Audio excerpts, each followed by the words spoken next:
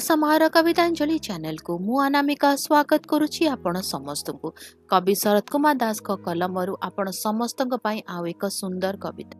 कवितार शीर्षक ता तुंडरे हे राम। निकटस्थ कंक्रीट चौतरारू मोटा चषमा पिंधा बांगरा प्रस्तर मूर्तिटी निरेखी देखुला रास्ता को। बेस गहल चहल फूल फुटिला परी दिसुला रास्ता।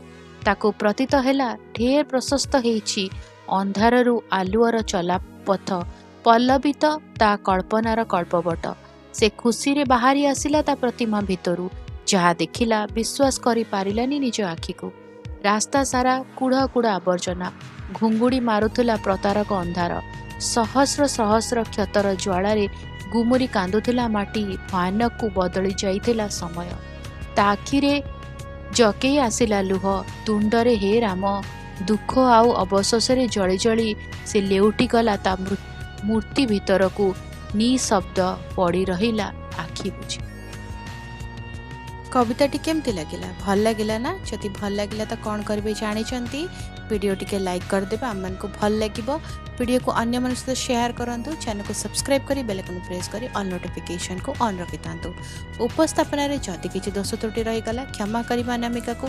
आसीबो आउ एक कविता सहित आसंता अध्याय रे। आज्ञा दियंतु। रहुछि नमस्कार।